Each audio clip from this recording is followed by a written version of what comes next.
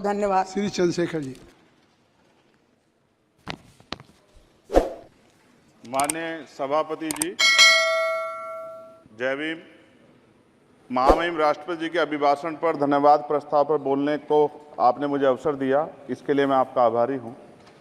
सभापति महोदय, सर्वप्रथम मैं बहुजन समाज में जन्मे सभी संतों, गुरुओं, महान पुरुषों को नमन करता हूं, जिनमें महात्मा ज्योतिबा फूले, डॉक्टर बाबा साहब अम्बेडकर और मान्यवर काशीराम साहब को मैं याद भी करता हूं आज के दिन पर। साथ साथ नगीना की महान जनता और भीम आर्मी और हमारी पार्टी आज़ाद समाज पार्टी काशीराम के साथियों का भी धन्यवाद करता हूं। इसके बाद अपने कुल गुरु जगत गुरु सदगुरु रविदास जी महाराज को भी मैं नमन करता हूं, जिन्होंने दुनिया को लगभग 600 साल पहले बेगमपुरा शहर के रूप में दुनिया का सबसे महान लोकतांत्रिक दर्शन दिया। अध्यक्ष महोदय, माननीय सभापति जी, 14 अगस्त 1947 को ये देश अंग्रेजों के अधीन था। 15 अगस्त 1947 को हम लोग आज़ाद हुए। 16 अगस्त 1947 को देश आज़ादी में था, लेकिन धन धरती राजपाट में बंटवारा नहीं हुआ। जो साधन संसाधन थे उनमें बंटवारा सही रूप से न होने के कारण एक बहुत बड़ी आबादी सुविधाओं से वंचित और सम्मान से वंचित रह गई। उनको सम्मान देने के लिए और अंतिम व्यक्ति तक सुविधाएं पहुंचे, इसके लिए लोकतंत्र की व्यवस्था हुई।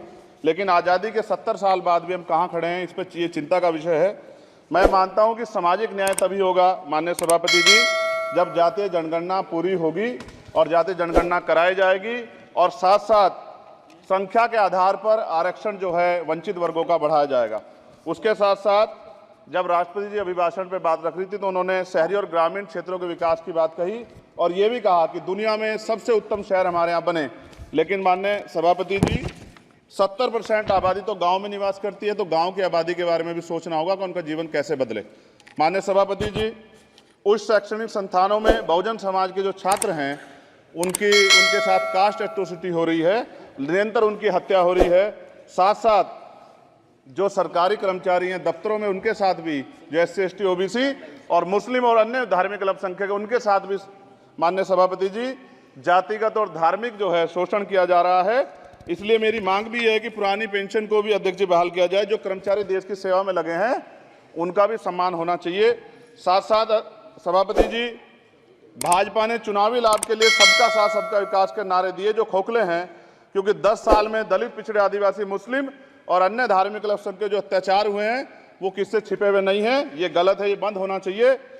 सभापति महोदय जी, महामहिम राष्ट्रपति जी के अभिभाषण में निजी क्षेत्रों में SC ST OBC को रिजर्वेशन देने का कोई उल्लेख नहीं हुआ है, जो कि आज चर्चा का विषय, क्योंकि 98% प्राइवेट सेक्टर है, 2% सरकारी सेक्टर है, तो 98% प्राइवेट सेक्टर में भी हमारी हिस्सेदारी की बात होनी चाहिए।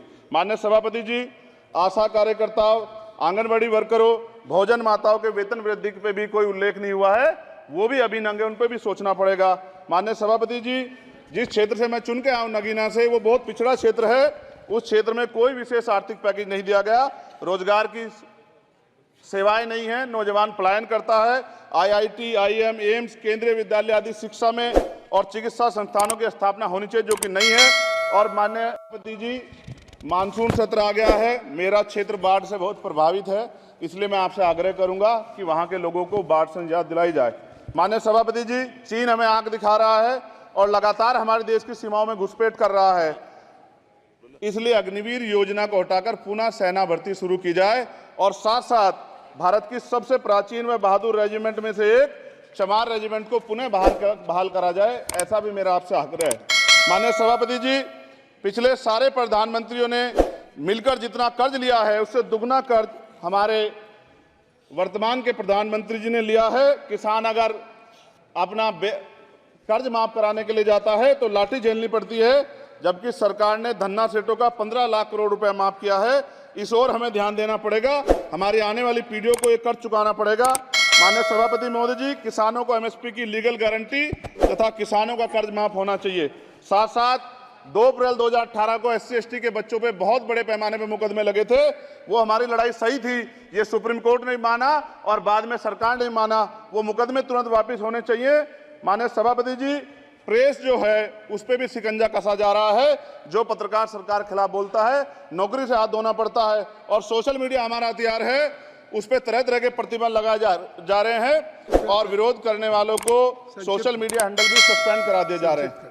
साथ साथ सभापति जी, पेपर लीक और परीक्षाओं के कैंसिल होने से देश के नौजवानों का भविष्य खतरे में है।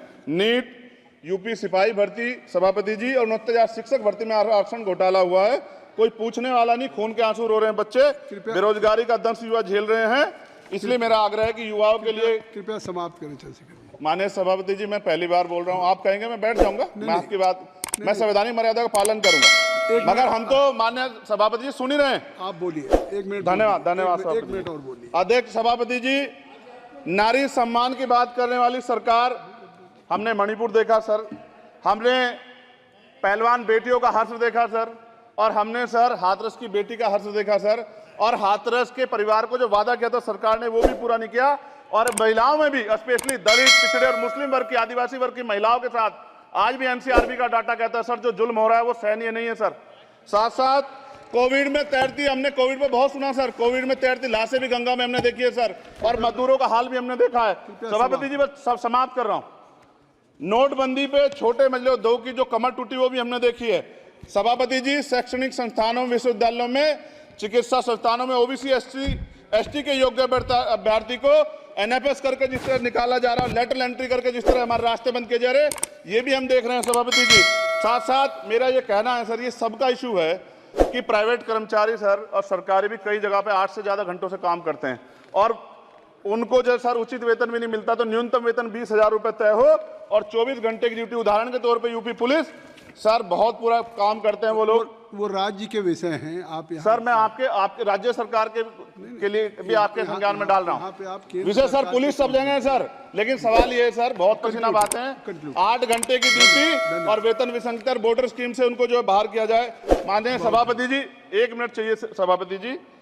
राष्ट्रपति जी ने धर्म के बारे में बात की थी, राम मंदिर से पहले हमारे गुरुगढ़ तुगलकाबाद का फैसला आया था राष्ट्रपति जी, वो सभापति जी अभी तक दिल्ली में स्थित सदगुरु रविदास जी महाराज का गुरुघर नहीं बना।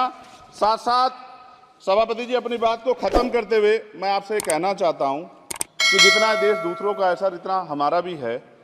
हम मरने के लिए पैदा नहीं हुए, जो चाहता है हमारी हत्या कर देता है। मूछे रखने पे, घोड़ी पे बैठने पे, मटकी छूने पे हमारी हत्या हो रही है। क्या बदला है सर 70 साल बाद भी?